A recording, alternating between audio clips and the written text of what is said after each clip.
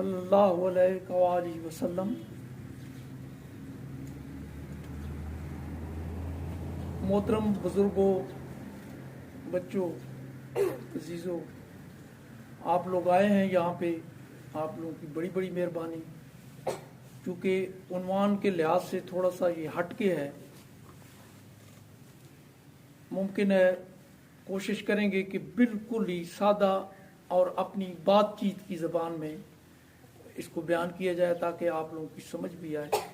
اس کے باوجود اگر کوئی کسی کو بعد میں کوئی مسئلہ ہو تو کسی بھی وقت وہ کنٹیکٹ کر کے کوئی اپنی جو صورتحال ہے ہم تک پہنچائے گا تو ہم کلیئر کرنے کے لیے ہر وقت تیار ہوں گے۔ آج ہم بات کرنے جا رہے ہیں اپنی پہچان۔ لفظوں کے حساب سے تو یہ بڑا سادہ سا لفظ ہے، لیکن حقیقت میں اس کے اندر بہت زیادہ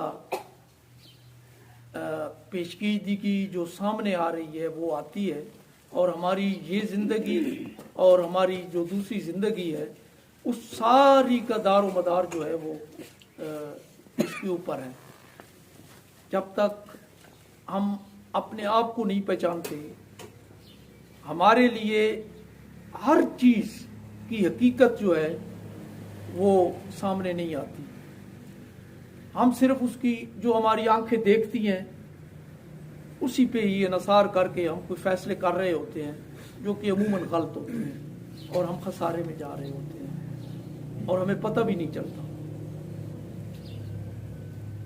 ہم اس مضمون کو کھولنے کے لیے جو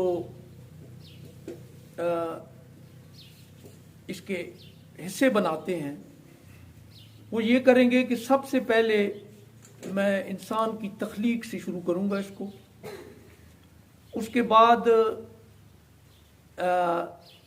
انسان کی پیدائش آتی ہے، پہلے تخلیق ہوتا ہے، پھر اس کی پیدائش کا دور آتا ہے جس میں ہمیں یہ ایک اور جسم مل جاتا ہے۔ جب تخلیق ہوتی ہے تو صرف ہماری روح ہوتی ہے، اس وقت بھی ہماری اپنے رب کے ساتھ کچھ کمٹمنٹس، کچھ عہد وغیرہ ہوئی ہیں، پھر ہمیں ہماری روحوں کو سلا دیا گیا۔ یہ عالم امر کی بات تھی۔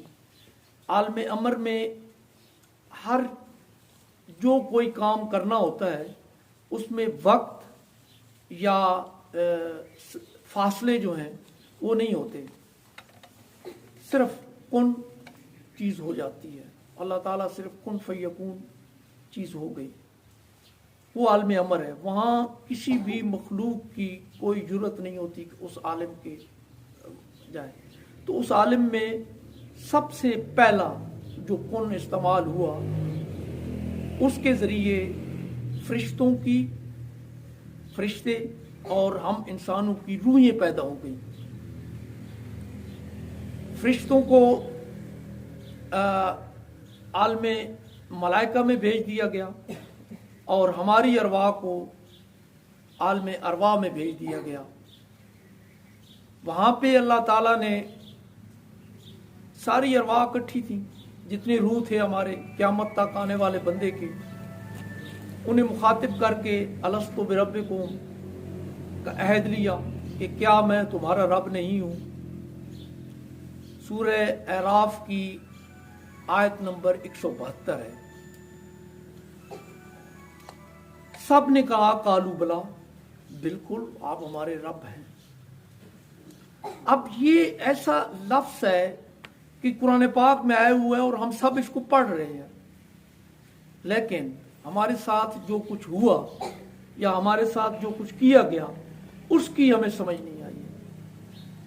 ہمارے سے اپنے رب کے جو مطلب تھے ہماری سمجھ کے لیے وہ اس کو صحیح نہیں ظاہر کیا گیا، اپنے تکنیکی اس کے معنی کیے گئے اور ہمیں یہ تو کہہ دیا گیا کہ پروردگار، لیکن جو اصل اس کے حق تھا وہ ادا نہیں ہوا۔ اور یہ کہیں آپ کا یا ہم سے پہلی قوموں کا یا ہمارا قصور نہیں ہے، بلکہ یہ ایک دوسری ہمارے خلاف جو لابی بیٹھی ہے اسلام دشمن، یہ ان کے طاقت نے، ان کے ڈالر نے یہ سارے کام کیے ہیں پوشیدہ طور پہ، اور ہم शैतान के हाथों आज खेल रहे हैं। तो अलस्तु बिरब्बिकुम ये एक ऐद था जो हमने अपने रब के साथ किया था,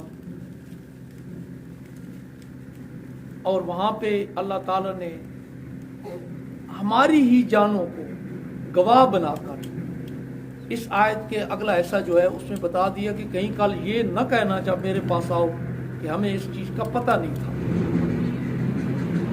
हर किताब में जितनी किताबें पहले आई हैं उनमें भी इस आयत को दोहराया गया, और फिर हमारे पास जो हमारी किताब आई है उसमें भी इस आयत को दोहराया गया। ये तो था हमारा जो शुरू में हम आलम अरवाह में थे और हमारे साथ हुआ। उसके बाद जब भी कोई अहद होता है पूरे होशो हवास और वो कायम होते हैं, तो तब भी कोई अहद होता है। हम बिल्कुल जिंदा थे, होशो हवास कायम थे, और ये अहद हमसे लिया गया। अब उसके बाद हमें सुला दिया गया, फिर हमारी पैदाइश का अमल शुरू होता है। तो एक और कुन फयकून का अमल अमर से निकलता है।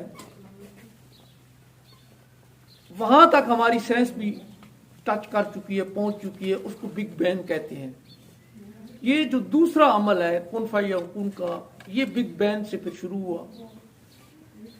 बहुत बड़े बड़े ग्लेशियर बने, फूटान के अरबों खरबों जो फिजा में वो फैल गए, एक धुआं किस्म का। फिर आहिस्ता आहिस्ता उस जो बुखारात बने उससे पानी हुआ, ठंडे हुए, फिर वो आपस में फोटान जो है मुंजमद होते गए, जजीरे बने और ज़मीन भी उसमें बन गई।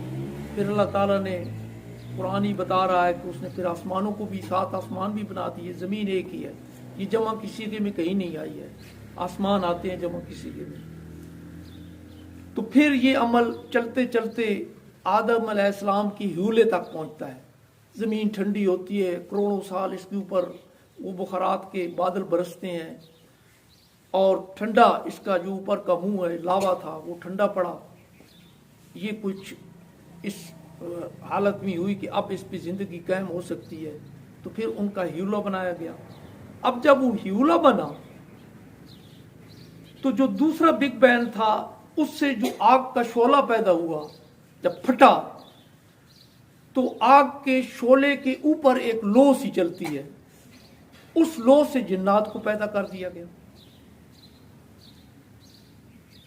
जिन्नात के फिर सरदार थे ये इब्लीस, जिसको हम बाद में फिर शैतान के उस पे बना है।